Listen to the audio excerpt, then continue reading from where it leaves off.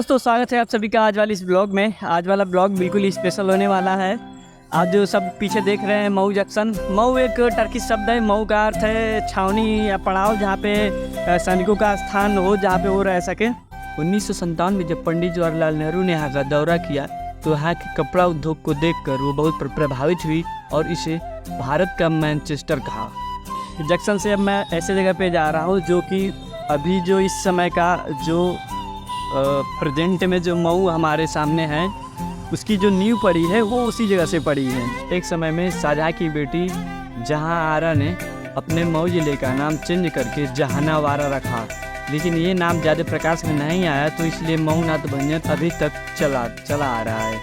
अभी तो मुझे ज़्यादा पैदल चलने की आदत नहीं है, लेकिन अभी धीरे धीरे अपने जो पैरों को चला के इसकी आदत डलवा रहा हूँ। मऊ में तैयार साड़ियों का जो बॉर्डर है वो बूटी और जो आंचल पर बनने वाला विभिन्न प्रकार का डिजाइन है वो जकार नामक यंत्र से बनाया जाता है। इन दोनों का जो आविष्कार है वो हमारे मऊ जिले में हुआ है। ये मऊ का जो इतिहास है वो बहुत ही कॉम्प्लिकेटेड है, इसके लिए एक अलग से वीडियो बन सकता है और मैं बनाऊंगा अभी बाद में। तो जी आप किसी नई जगह पे जा रहे हो तो सबसे पहले आप गूगल मैप पर रिलाई ना करो। मैं गूगल मैप पर रिलाई कर लिया और एक्स्ट्रा 2 किलोमीटर चल चुका हूँ। मऊ की जो जनसंख्या है वो लगभग 30 लाख के आसपास है। यहाँ पे अर्थव्यवस्था है वो सुधारने में ज़्यादातर हाथ जो रहा है वो यहाँ के मुस्लिमों का ही रहा है। और ये मुस्लिम कहाँ से आए इन्हीं पे चर्चा करने वाले हैं हम, और कैसे इन्होंने हमारे मऊ के आर्थिक स्थिति को सुधारा है। जी हाँ, और अभी मैं आ चुका हूँ अपने शाही कटरा रोड पे, और ये शाही कटरा रोड वही है जो कि अब तक का जो वर्तमान मऊ हमारा खड़ा है इसकी नींव यहीं से पढ़नी स्टार्ट होती है। पढ़नी स्टार्ट ऐसे होती है कि 1629 में शाहजहाँ की बेटी जब जहाँ आरा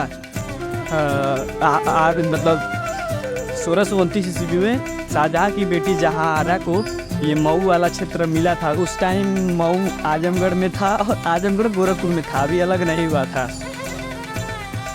ये कि मतलब ये मुगलों के अधीन आता था ये वाला क्षेत्र।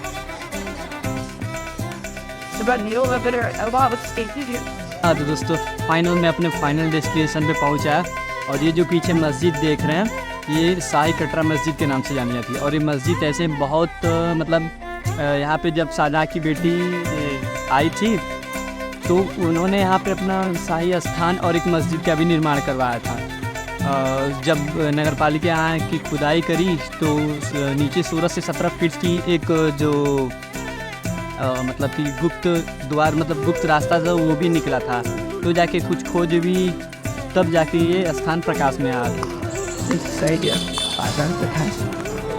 आज मैं तो मैं ज़्यादा मतलब क्या बोलते हैं आके फुटेज लेने में वो अनकम्फर्टेबल फील कर रहा हूँ। पता नहीं आगे लोग क्या सोचेंगे क्या नहीं।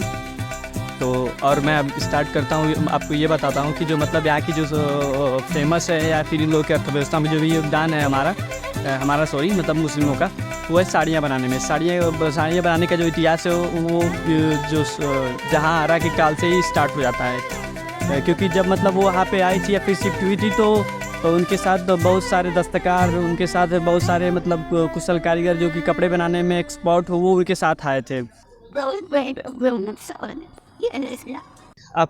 आपको जो भी मैं इन्फॉर्मेशन देता हूँ वैसे नहीं जो हुआ मैं बोल देता हूँ, इसके लिए प्रॉपर मैं रिसर्च करी होती है।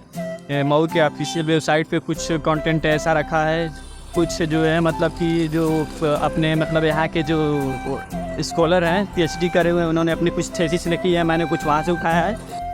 इस ज़िले की जो ज़्यादातर जनसंख्या है वो पहले कृषि पर निर्भर थी, लेकिन जब शाहजहाँ की बेटी जहाँ आरा यहाँ पे आई तो उनके साथ उनकी सेवा में अनेक दस्तकार, अनेक मजदूर, अनेक शिल्पकार आए जो अपनी पीढ़ियाँ आगे बढ़ाने के लिए और ज़्यादा से ज़्यादा जीवन यापन करने के लिए यहाँ कपड़ा उद्योग में लग गई।